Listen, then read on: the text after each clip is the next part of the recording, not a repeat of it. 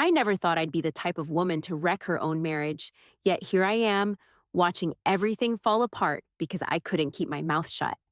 My name is Sharon, I'm 28, and 3 years ago, I thought I had it all figured out when I married Walter.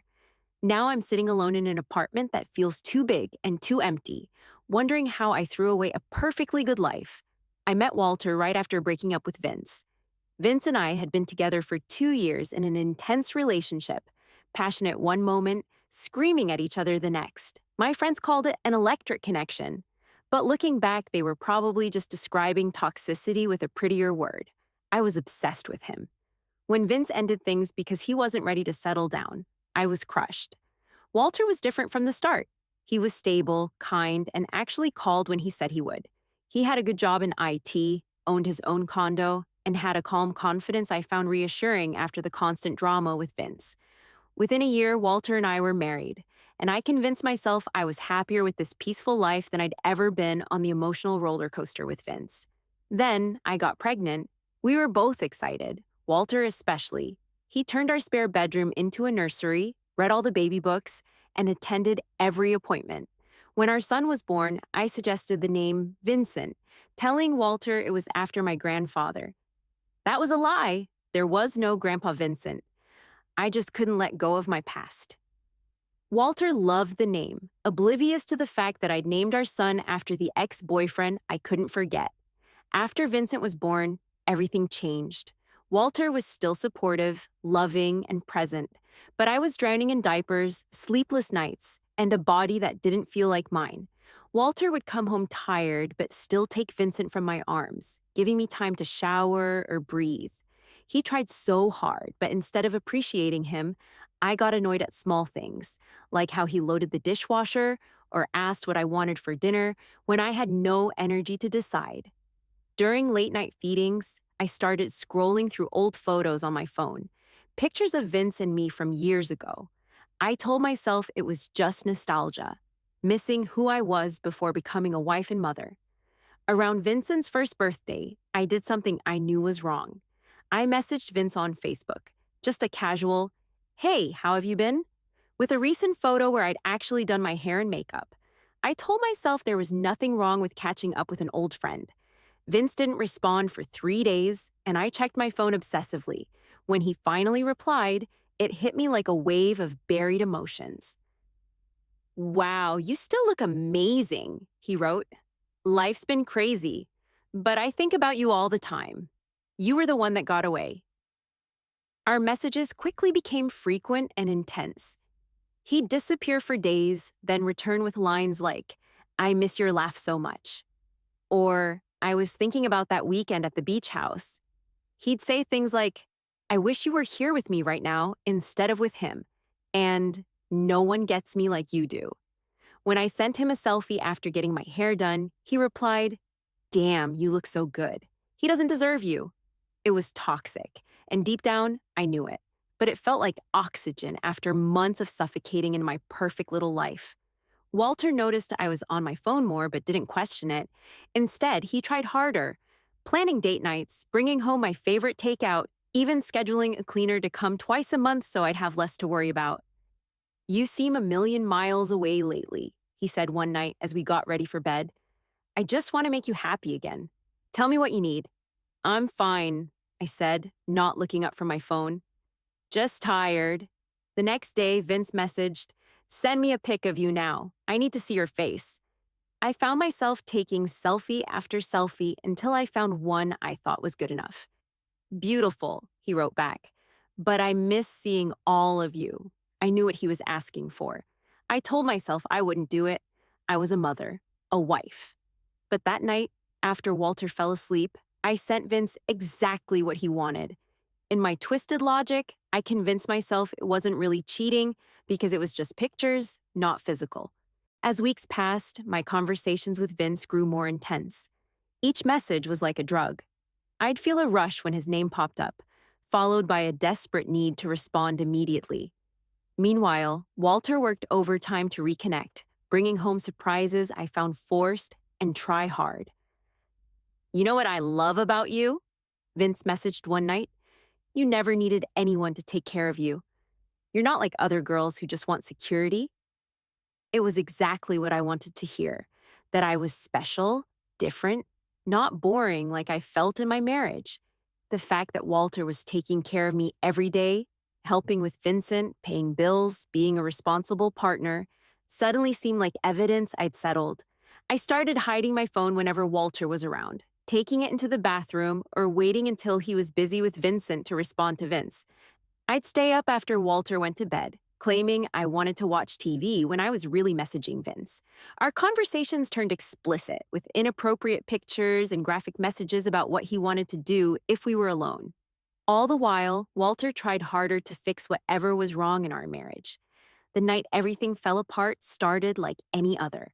Walter came home early to help with Vincent, taking over baby duties so I could shower. He ordered dinner so I wouldn't have to cook. After we put Vincent to bed, he suggested watching a movie together. I agreed, but kept my phone in hand, waiting for Vince to respond to my earlier message. Sharon, can we talk? Really talk? Walter asked, noticing me checking my phone again. About what? About us. About what's happening here. He gestured between us. I feel like I'm losing you, and I don't even know why. I've tried everything to make you happy, but nothing works. I'm just tired, I said, using my standard excuse. It's not about you. I don't believe that, Walter said quietly. We used to be a team. Now it feels like we're living separate lives under the same roof. Is there someone else? My heart stopped. What? Number, how could you ask that? Because you're always on your phone. Because you pull away when I touch you. Because you seem happy sometimes for no reason, then disappointed without explanation. Walter looked at me for a long moment, then stood up. I think I'm going to bed. I'm tired of feeling like I'm fighting for someone who doesn't want to be fought for. I watched him walk to our bedroom, feeling a mix of guilt and relief. I picked up my phone and saw Vince had finally replied. I can't stop thinking about you. Send me another pic, something just for me. I glanced toward the bedroom, then quietly took a revealing photo and sent it. He responded immediately. You're so hot. I want you so bad. He must be blind not to appreciate what he has. I went to the bedroom to find Walter reading in bed. I changed into pajamas and got in beside him. He put his book down, turned off his lamp, and lay with his back to me. After a few minutes, he rolled over and touched my shoulder. Sharon, he said softly, I love you. Whatever's wrong, we can fix it together. The genuine emotion in his voice made my chest hurt. He moved closer, his hand gently caressing my arm, clearly wanting to reconnect physically. I didn't push him away, but I didn't encourage him either. His touch felt foreign, somehow wrong. He sensed my hesitation and stopped. What is it? What am I doing wrong? Nothing, I lied. I'm just not in the mood. You're never in the mood anymore, he said, frustration creeping into his voice. Not just for sex, but for us, for anything involving me. That's not true, I protested weakly. Then what is true, Sharon? Help me understand what's happening. I couldn't tell him the truth, so I said nothing, staring at the ceiling. Walter sat up, turning on his lamp. I can't do this anymore. This silence, this distance, it's killing me. Just tell me what you want. What I wanted was the excitement Vince made me feel, without the complications. What I wanted was impossible. Walter was looking at me so intently, his eyes pleading for something I couldn't give. Frustrated by his neediness, annoyed by his persistence, I muttered under my breath, I miss how Vince made me feel. The second the words left my mouth, I knew I'd made a terrible mistake. Walter's expression changed instantly, his face draining of color. He'd heard me, every word. Who the hell is Vince? He asked, his voice dangerously quiet. The silence that followed was deafening. My mind raced for an explanation, but the look on Walter's face told me it was too late for lies. An old friend, I stammered. A friend, Walter repeated, his voice hollow. And what exactly do you miss about how this friend made you feel? I said nothing. panic rising in my chest. Walter reached for my phone on the nightstand. I lunged for it, but he was faster. Walter, don't! If he's just a friend, you won't mind me looking, right? I watched in horror as he unlocked my phone. He knew my password, of course, and scrolled through my messages. His expression shifted from suspicion to shock to disgust as he read the exchanges between Vince and me. His hand started shaking. What is this? He whispered. These pictures, Sharon? What have you been doing? It's not what it looks like, I said desperately. We were just talking. Just talking? This isn't just talking. This is. He stopped abruptly, staring at the screen. Wait, Vincent, you named our son after him? The blood drained from my face. I'd never considered Walter would make that connection. No, I lied automatically. Vincent is named after my grandfather. You know that. Your grandfather? Walter repeated flatly. The grandfather you never mentioned before you were pregnant. The grandfather none of your family ever talks about. He stopped, a terrible realization dawning. There is no Grandpa Vincent, is there? My silence was answer enough. Walter stood, still clutching my phone. Who is he to you? An ex ? Someone you worked with? My ex-boyfriend, I whispered. From before I met you. How long has this been going on? Nothing's going on, I insisted. We're just talking. Stop lying! Walter shouted, making me flinch. He never raised his voice. I can see the messages, Sharon. I can see the pictures you sent him. My God, you named our child after him. How could you do something so disgusting, so disrespectful? I had no defense. Instead, I went on the attack. You don't understand. You don't make me feel the way he does. Walter laughed bitterly. The guy who's asking you for pictures while I'm taking care of our son? The guy who hasn't dealt with midnight feedings or diaper changes or any actual responsibilities? That guy? He threw my phone on the bed and walked to the closet, pulling out a duffel bag. What are you doing? I asked, panic rising. What does it look like? I'm leaving. I can't even look at you right now. Walter, please, I said, suddenly desperate. It was just messages. It didn't mean anything. He turned to me, his eyes filled with pain I'd never seen before. If it didn't mean anything, why did you do it? Why did you hide it? Why did you name our son after him? I had no answer. Walter stuffed clothes into the bag haphazardly. I need to get out of here before I say something I'll regret. I'll be back tomorrow to see Vincent and figure out what happens next. But we're done, Sharon. No one comes back from this kind of betrayal. It was just words, I protested. I didn't actually cheat on you. Walter paused, looking at me with disgust. You really don't get it, do you? This is cheating. The lies, the secrets, the emotional intimacy with someone else, that's cheating. And naming our child after him, that's a whole other level of betrayal I don't even have words for. He zipped the bag and walked toward the door. I followed, tears streaming down my face. Please don't go. Think about Vincent. Walter stopped at the mention of our son's name, his shoulders tensing. I am thinking about Vincent.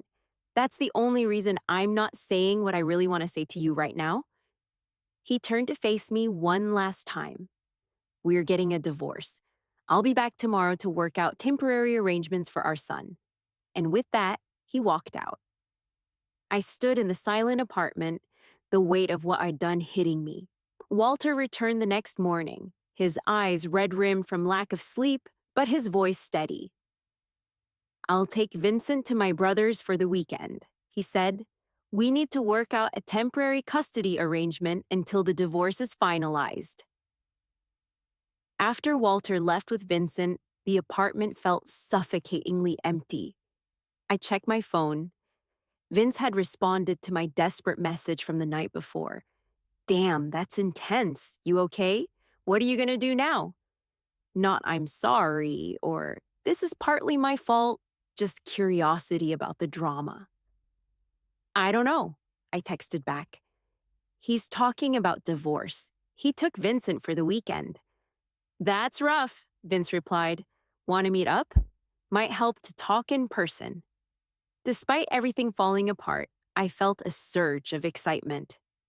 Yes, I replied immediately. When? Tonight. My place. I'll order some food. I agreed, spending the day alternating between panic over my imploding marriage and anticipation about seeing Vince. When I arrived at his apartment that evening, he greeted me with a long hug that turned into something more. The chemistry was still there, exactly as I remembered. Within an hour, I'd crossed the final line. What had been an emotional affair became physical. In the twisted logic of the moment, I justified it by telling myself my marriage was already over. Afterward, lying in his bed, reality crept back in. What am I going to do? I asked more to myself than to him. Vince shrugged. You'll figure it out. You always do. Not we'll figure it out or I'm here for you. Just a casual dismissal of the crisis I was facing. My whole life is falling apart, I said. Walter's talking about getting lawyers involved. That sucks, Vince said, his attention drifting to his phone. Hey, I've got an early meeting tomorrow, so. The dismissal was clear. I'd given him what he wanted, and now he was done, at least for the moment. Over the next few days, the pattern repeated. My parents called, devastated. My friends texted, some sympathetic, most shocked at what I'd done.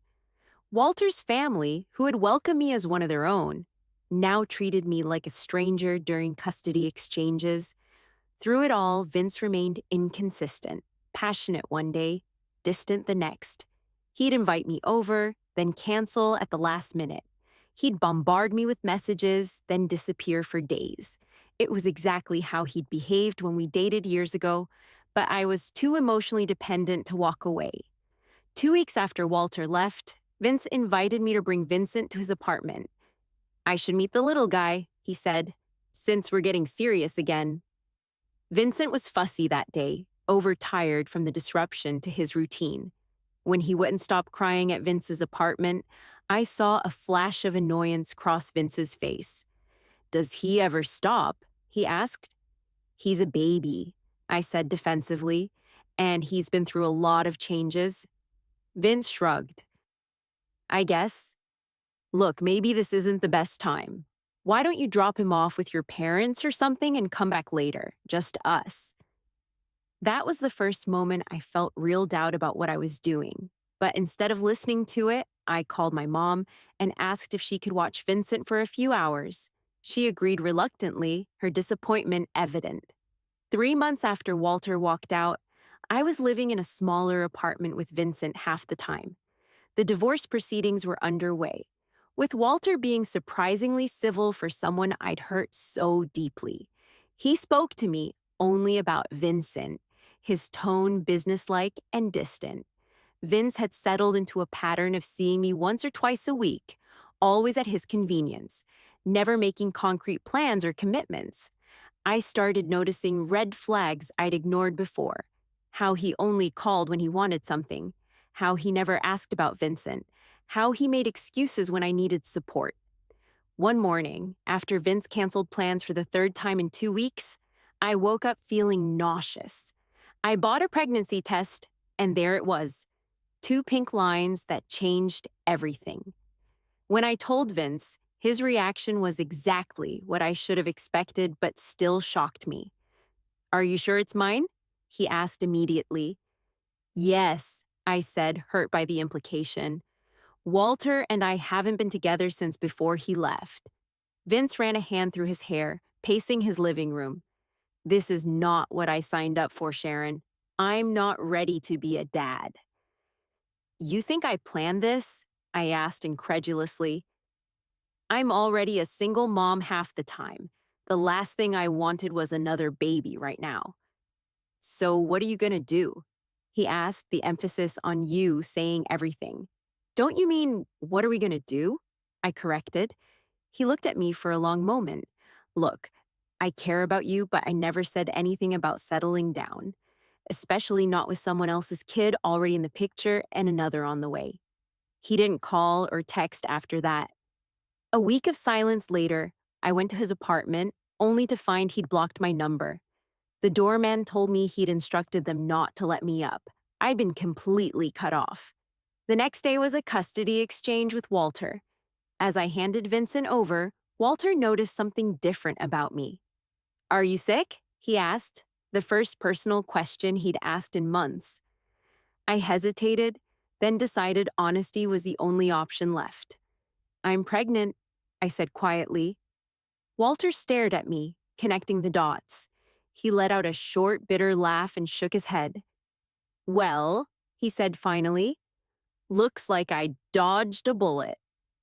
The words stung because they were true. Walter hadn't walked out because he stopped loving me.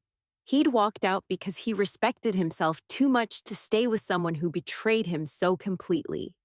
Watching him strap Vincent into his car seat with gentle care, Vincent, the son he loved unconditionally, despite knowing he was named after another man, I realized what I'd thrown away.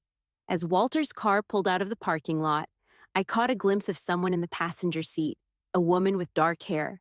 My stomach twisted with unexpected jealousy. Walter was moving on. Of course he was. Any woman would be lucky to have him.